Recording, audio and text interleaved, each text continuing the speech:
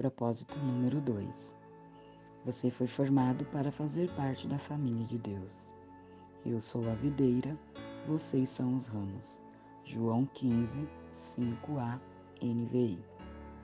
Cristo nos fez um corpo, conectados com os outros. Romanos 12, 5. Dia 15. Formado para fazer parte da família de Deus. Deus quer uma família e criou você para fazer parte dela. Esse é o segundo propósito de Deus para a sua vida, o qual foi planejado antes que você nascesse. Toda a Bíblia revela a história de Deus formando uma família que irá amá-lo, honrá-lo e reinar com ele para sempre. Ela diz: seu plano imutável sempre foi adotar-nos em sua família, conduzindo-nos a si mesmo por meio de Jesus Cristo. E isso lhe trouxe grande satisfação. Efésios 1:5. Deus é amor. Por isso ele dá imenso valor aos relacionamentos. A própria natureza de Deus é relacional, pois ele identifica a si mesmo em termos familiares: Pai, Filho, Espírito Santo. A Trindade é um relacionamento de Deus consigo mesmo. É o padrão perfeito para uma relação harmoniosa e devemos estudar suas implicações. Deus sempre existiu, vivenciando um relacionamento amoroso consigo mesmo. Logo, ele nunca esteve só. Ele não precisa de uma família, mas desejou uma. Então, concebeu um plano que consistia em nos criar, adotar-nos em sua família e dividir conosco tudo o que possui. Isso dá a Deus um grande prazer.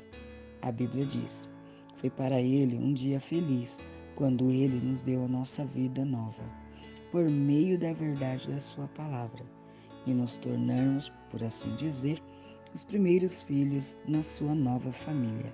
Tiago 1,18, Bíblia Viva. Quando depositamos nossa fé em Cristo, Deus torna-se nosso Pai. Nós nos tornamos seus filhos, os outros cristãos tornam-se nossos irmãos e irmãs, e a igreja torna-se nossa família espiritual. A família de Deus inclui todos os fiéis do passado, do presente e do futuro. Cada ser humano foi criado por Deus, mas nem todos são filhos dele. A única forma de ingressar na família do Senhor é nascendo novamente dentro dela. Você se torna parte da família humana em seu primeiro nascimento e torna-se membro da família de Deus pelo segundo nascimento. Ele nos deu o privilégio de nascermos de novo, de modo que agora nós já somos membros da própria família de Deus. O convite para fazermos parte da família de Deus é universal, mas há uma condição: a fé em Jesus. A Bíblia diz: todos vocês são filhos de Deus mediante a fé em Cristo Jesus. Gálatas 3:26, NVI.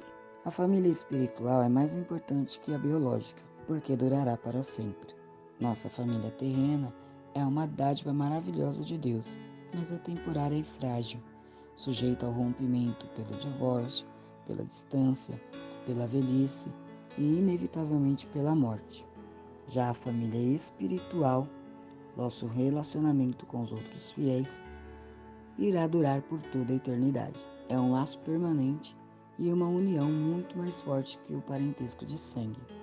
Sempre que Paulo parava para pensar no propósito eterno de Deus para todos nós, irrompia em louvores. Quando eu penso na sabedoria e na extensão do seu plano, eu caio de joelhos e rogo ao Pai de toda a grande família de Deus. Alguns deles lá em cima no céu e outros aqui embaixo na terra. Efésios 3, versículos 14 e 15, Bíblia Viva. Os benefícios de fazer parte da família de Deus. No momento em que você nasceu espiritualmente na família de Deus, recebeu alguns presentes espantosos: o nome da família, a aparência da família, os privilégios da família, o acesso à intimidade da família, a herança da família. A Bíblia diz: por ser seu filho, tudo que ele, Deus, possui também pertence a você. Gálatas 7:4, parte B, Nova Linguagem Traduzida.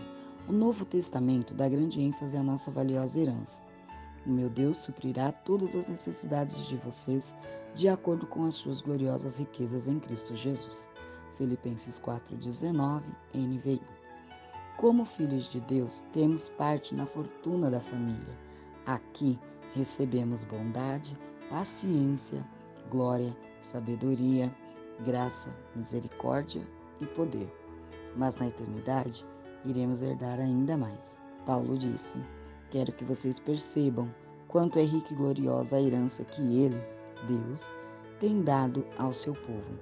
Efésios 1,18, parte B. O que exatamente abrange essa herança? Primeiro, seremos levados deste mundo a fim de estar com Deus para sempre. 1 Tessalonicenses 4,17 e 5,10. Segundo, seremos completamente transformados para nos tornar como Cristo, segundo aos Coríntios 3,18 e 1 João 3,2. Terceiro, seremos livres de toda dor, sofrimento e morte, Apocalipse 21,4. Quarto, seremos recompensados e reassumiremos posições de trabalho, Mateus 25, 21 e 23, Marcos 9, 41, 1 Coríntios 3, 8, Hebreus 10, 35.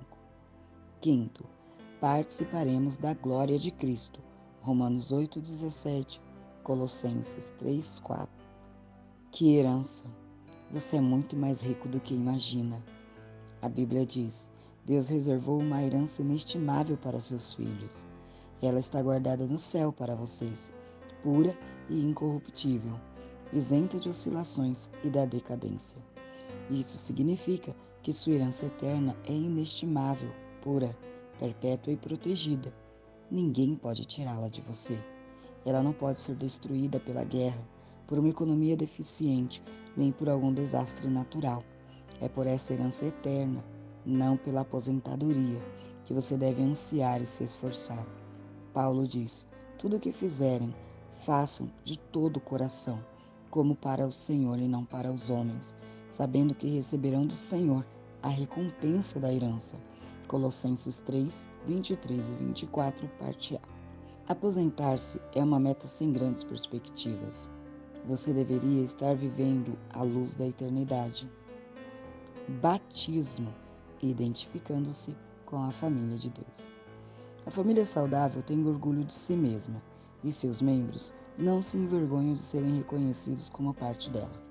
Infelizmente, conheci muitos cristãos que, ao contrário do que Jesus ordenou, jamais se identificaram publicamente com sua família espiritual, ou seja, não foram batizados. O batismo não é um ritual facultativo que possa ser postergado. Significa sua inclusão na família de Deus e anuncia publicamente ao mundo: eu não tenho vergonha de ser parte da família de Deus. Você já foi batizado? Jesus ordenou que esse belo ato fosse realizado por toda a família. Ele nos disse: portanto, vão e façam discípulos de todas as nações, batizando-os em nome do Pai e do Filho e do Espírito Santo. Mateus 28, 19. Durante anos, esforcei-me para entender por que a grande comissão de Jesus deu ao batismo a mesma importância das grandes missões de evangelismo e edificação. Por que o batismo é tão importante? Então percebi que é por simbolizar o segundo propósito de Deus para a nossa vida, a participação na família eterna de Deus. O batismo é pleno de significado. Ele declara sua fé, comunica a morte e a ressurreição de Cristo, simboliza a morte para a antiga vida e anuncia sua nova vida em Cristo, além de celebrar sua inclusão na família de Deus. O batismo é a representação física de uma verdade espiritual. Representa o que aconteceu no instante em que Deus o trouxe para a sua família.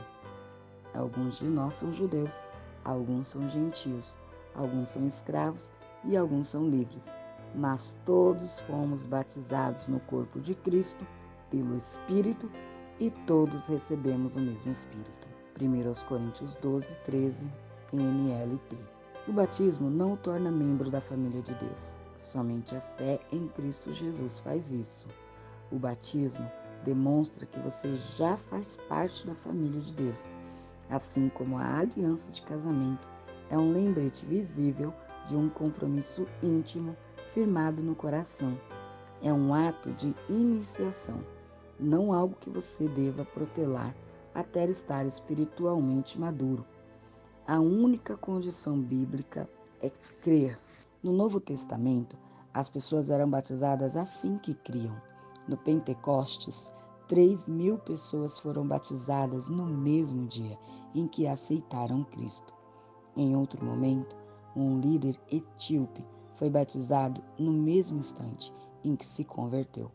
Paulo e Silas batizaram um carcereiro filipense e sua família à meia-noite. Não há nenhum caso de batismo adiado no Novo Testamento. Se você ainda não foi batizado, como expressão de sua fé em Cristo, faça isso o mais rápido possível, como Jesus ordenou. O maior privilégio da vida. A Bíblia diz: Jesus e as pessoas que ele santificou pertencem todos à mesma família. Por isso, ele não se envergonha de chamá-los irmãos e irmãs. Hebreus 2:11. Deixe essa verdade maravilhosa entrar no seu coração. Você faz parte da família de Deus, e pelo fato de Jesus tê-lo feito santo, Deus tem orgulho de você. As palavras de Jesus são inequívocas e, estendendo a mão para os discípulos, disse Jesus: Aqui estão minha mãe e meus irmãos, pois quem faz a vontade de meu Pai que está nos céus, este é meu irmão, minha irmã e minha mãe. Mateus 12, 49 e 50 NVI. Ser incluído na família de Deus é a maior honra e o maior privilégio que se pode receber. Não há nada que se compare. Sempre que você se sentir insignificante, desprezado ou inseguro, lembre-se daquele a quem você pertence. Dia 15. Pensando sobre o meu propósito de vida. Tema para reflexão: você foi formado para pertencer à família de Deus. Um versículo para você memorizar. Seu plano imutável sempre foi adotar-nos em sua família, conduzindo-nos a si mesmo por meio de Jesus Cristo. Efésios 1, 15, parte A, nova linguagem traduzida.